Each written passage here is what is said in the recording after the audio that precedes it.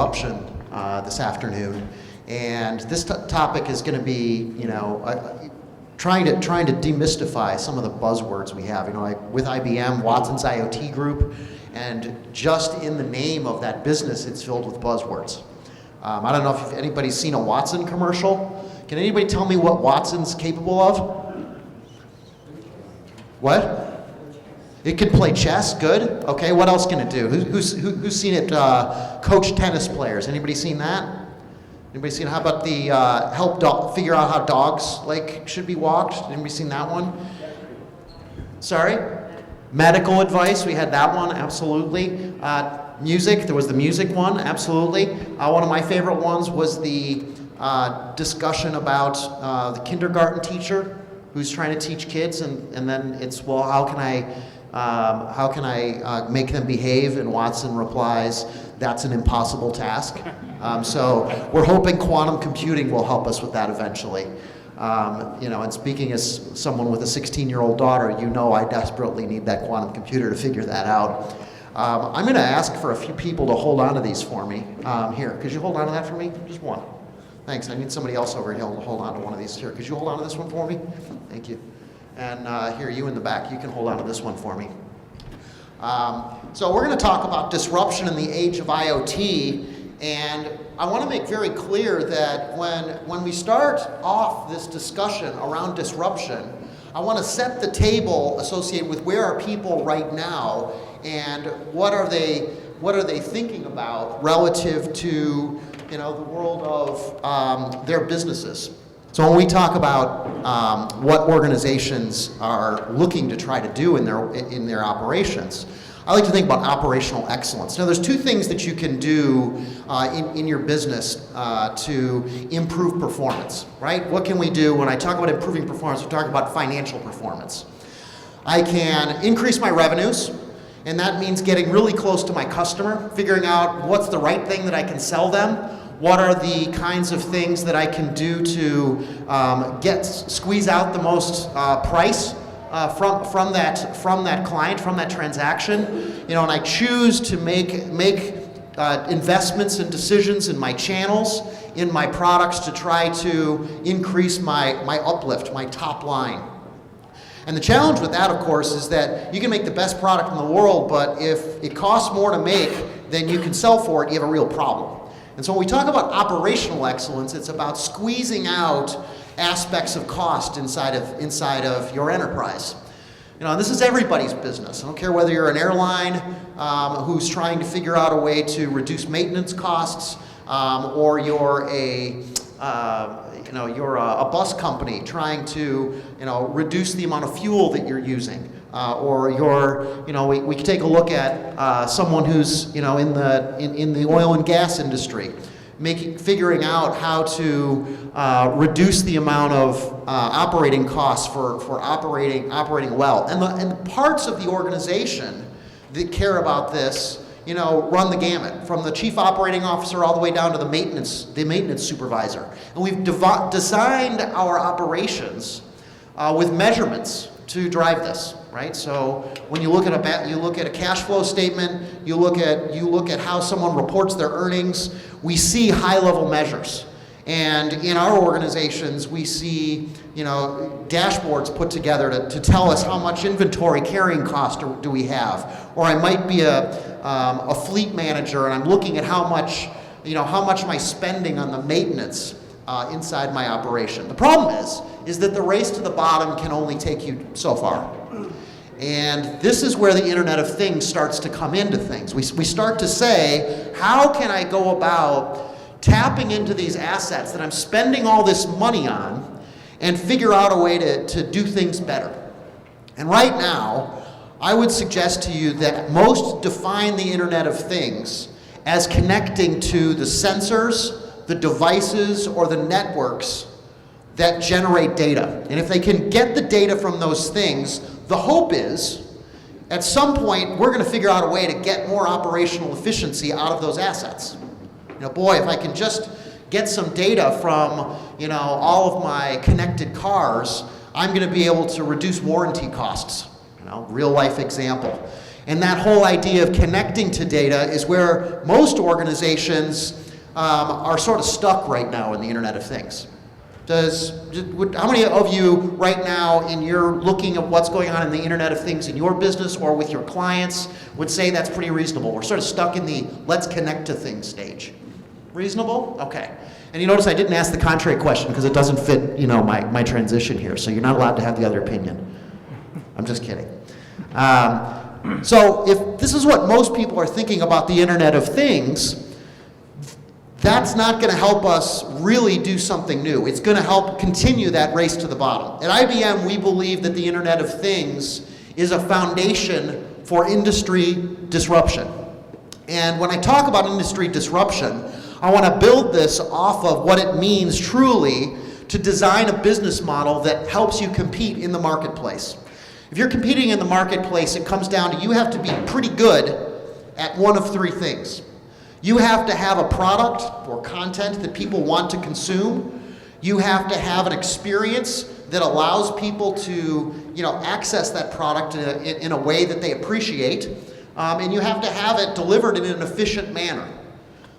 This fundamentally is what differentiation is all about. And interestingly, MIT Sloan has done a lot of work in this space looking at what types of industries and what types of companies believe that they are currently under threat of having their traditional value propositions disrupted.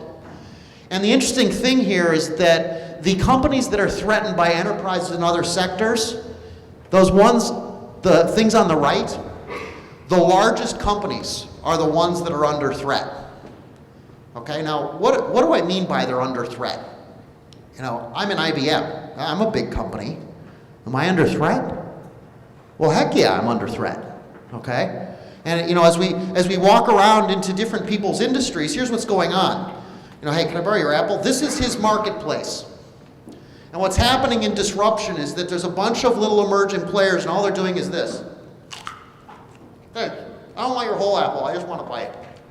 Appreciate it.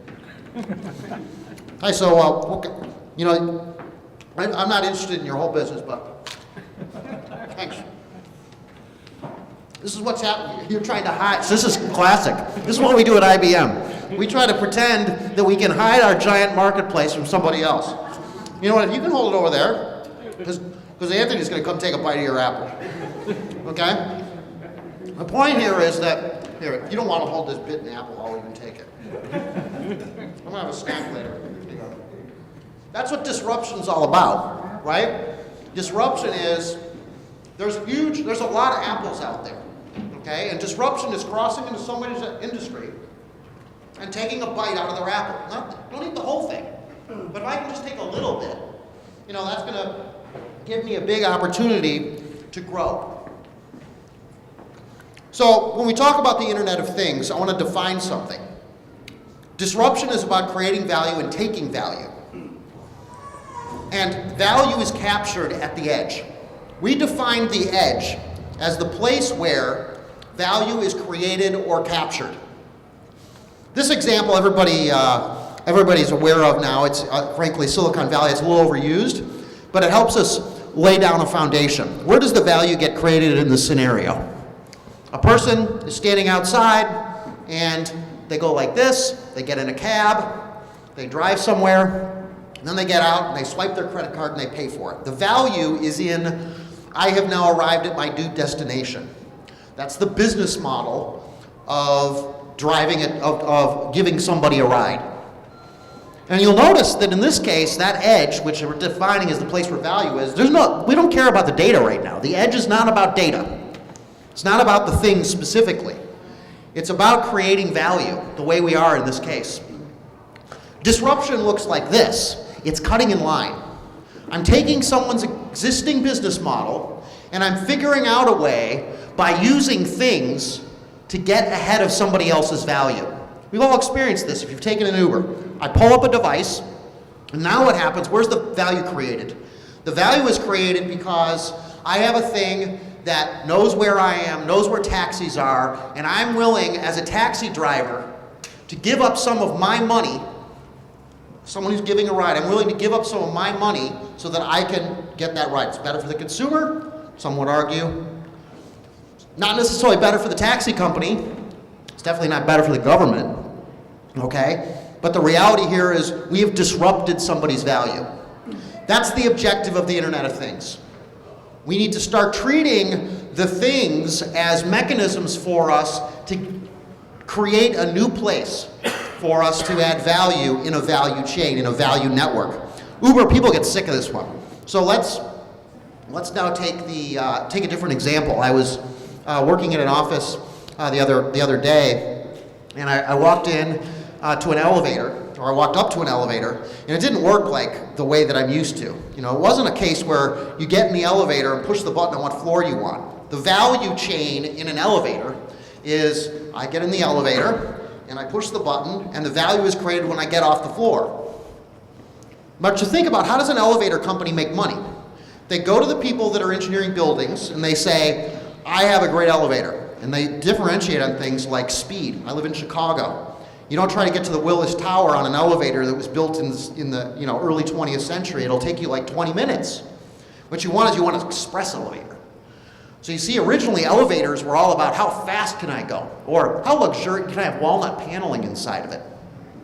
Okay, that makes for a really high-end elevator. Really nice carpet, mirrors on the ceiling, whatever. Okay? This elevator company has decided that's not the business they're in. This elevator company is in the energy management business. They've created a smart elevator, and what this is all about is going to people that are speccing out, the engineering firms that are speccing out buildings, and saying, if you put my elevator in, it's going to lower the energy cost because the elevator is going to decide whether or not, which elevator it should use, and based upon that, which will take the least amount of energy. And therefore, the value of the building to that person is going to be higher if you use my elevator, which means you can charge more per square foot for your building. Ah, great, I'll take your elevator. I am stealing value effectively from the energy company to sell elevators, taking a small little bite. Okay, that's disruption. It's about capturing new value that didn't look like something that you did before. What does it mean to, you can't really capture value if you can't control what we're talking about. In that elevator example, if I don't have some mechanism to get into that value stream, I can't do it, okay? So IoT gives us access to the edge. Again, the access to the place where value is created or it can be captured. And it can be captured in the connections between people, excuse me, I really gotta finish this apple piece. People, assets, and places, okay? And the connections between them. The connections between different profiles of people, the connections of different kinds of assets, maybe ships coming into wharfs, and different places. Whether it's the connection between what's going on at a grocery store or a tenement building, or a truck depot. If I put Internet of Things into this, it gives me access to the edge. It gives me the right at some point to try to capture that value. We'll come back to that concept. The Internet of Things is interesting because in this case what it's doing is the Internet of Things from a data standpoint is absolutely real.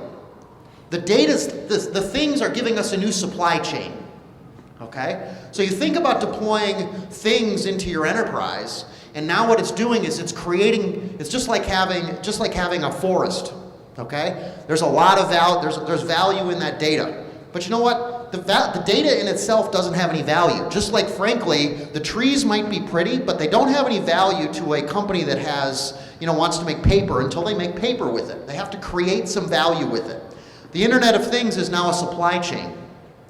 And we believe that analytics helps us see the edge where value can be created. And that's why you see IBM's investing so much in our technologies that take advantage of a lot of different classes of analytics. We're talking a lot about now the power of course, machine learning. There's a lot of interest in that, with everything from smart connected cars to smart elevators. But we also see things like self-learning systems that are aware of human language, cognitive analytics. The purpose of analytics is to help you see the edge and see specifically how value can be captured. Because if you can't see it, you can't take control. IoT-powered points of control really transform a lot of different sectors. So we get to the point where every asset can be a smart asset. People are approaching IBM consistently, and maybe you're one of those clients who are saying, hey, look, I make a robot, I make a welding machine, I make a truck, and we want to use the Internet of Things to go capture some value from some other place. Smart buildings. How do I go about, optimizing the way that energy is consumed, or the way that people flow traffic is, or importantly, help an organization that manages a lot of buildings or a lot of property decide which ones aren't profitable so that they can get rid of them. We see changes in the way that scheduling happens, because if I can see what's going on with the problems that are happening in the field, I can actually now, drive change directly into my operational environments. People's work changes completely, and all of these aspects happen because I can insert value I can go to the edge, see what's going on, and make changes in the processes that impact some of these different areas. Now, the bad news about disruption is it's not easy. This isn't a slide you usually see from IBM. This doesn't have 14,000 words on it. But this is the reality. I put this in big, bold letters. Disruption is uncomfortable. We work with clients, all the time who are talking about their big visions for what they want to do with their corporate strategies. And it's fine that they're happy to talk about all that, but oh, by the way, this is the table state. These are the kinds of things that I'm not going to change. We will measure our business the same way we always have. Oh, by the way, IBM does that to itself. That's why people can eat pieces out of our apple. Large companies struggle with the ability to change the way that they measure their businesses, measure their revenue, measure their costs. There's an implication in disruption that some of the resources that I need, I don't have, which can change your acquisition strategy. It may require you to get rid of 10,000 people, because if you have to disrupt, sometimes what that means is you need new resources that you don't have right now. The ecosystem. Maybe your channel providers are really good for your existing business, but do those same channel providers have an aspect of value that you need to be able to displace in order to go to a new area? Or do you need to add new players into your network so that you can do different things? This is why it's an uncomfortable conversation. And certainly from an IBM point of view, this is what we specialize in, helping organizations make the transition through. It's not just about technology. In fact, in so many cases, it's not at all about technology. It's about managing these transitions. The good news is we've been down this path many times before. Disruption is an interesting game, because what we're working with clients right now to do is guarantee a seat at the table. Disruption is a journey.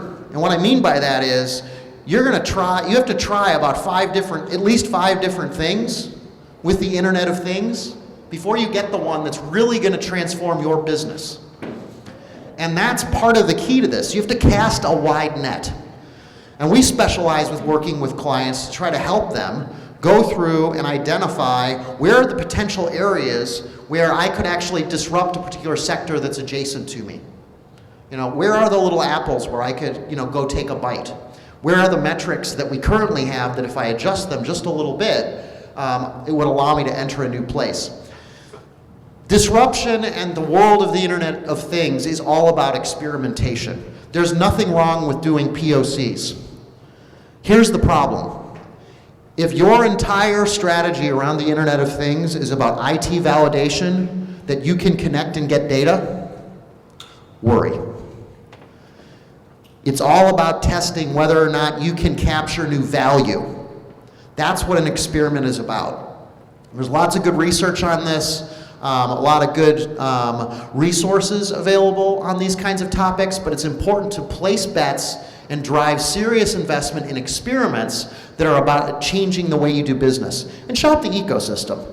The fact is that the opportunities like this are great places to connect with different people and different businesses. We're in this. There's many people probably in this right now that would consider themselves a competitor with part of IBM's business.